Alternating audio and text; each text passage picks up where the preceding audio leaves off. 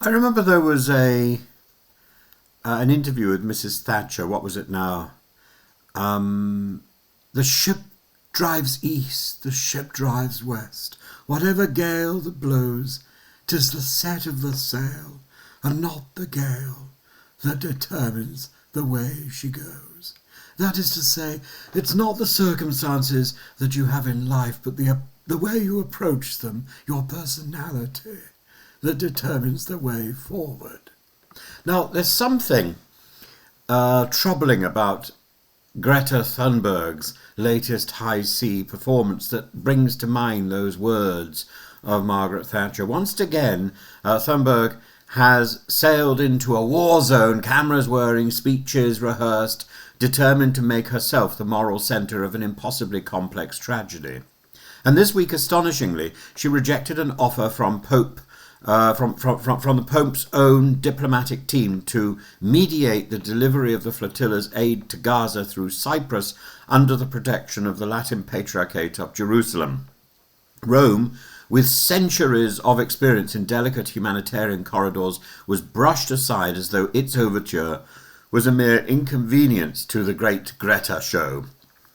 The global Sumund flotilla, 50 civilian boats carrying some 300 tons of food, water and medicine, could have accepted a plan that would get supplies to Gazans without breaching Israel's naval blockade, without triggering armed interception, and with the weight of the Vatican's moral authority behind it. Instead, the activists, Greta at their prow, declared they would press on directly into Israeli-controlled waters. To anyone who has watched her career, this was sadly predictable. Confrontation is always preferable to cooperation when the cameras are rolling.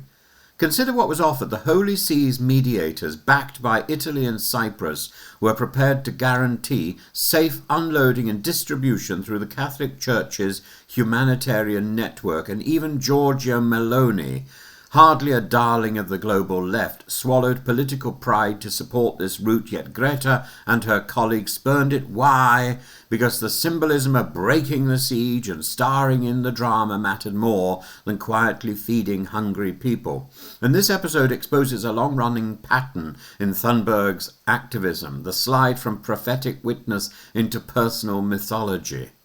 As a teenager, she electrified the climate debate, but adulthood has brought a strange absolutism, a belief that compromise equals complicity, that no institution, not even the papacy, can be trusted if it might dull the spectacle.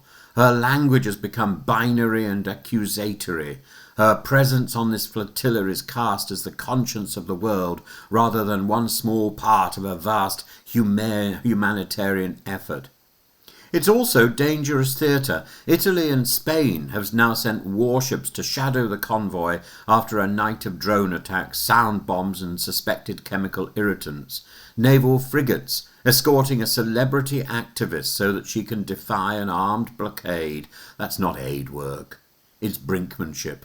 One misstep and the Mediterranean could host a firefight between drones and European vessels. That is the price of rejecting a safe, lawful corridor. Even sympathetic observers should ask, what is really achieved here? 300 tons of supplies, symbolically important, yes, are a droplet compared to Gaza's need. But a dramatic showdown at sea guarantees headlines, social media adulation, and the aura of martyrdom. It turns a complicated humanitarian crisis into a morality play, with Greta at the centre and Israel cast as the villain. Nuance, the Vatican's careful diplomacy, Cyprus's logistical role, the possibility of de-escalation is sacrificed.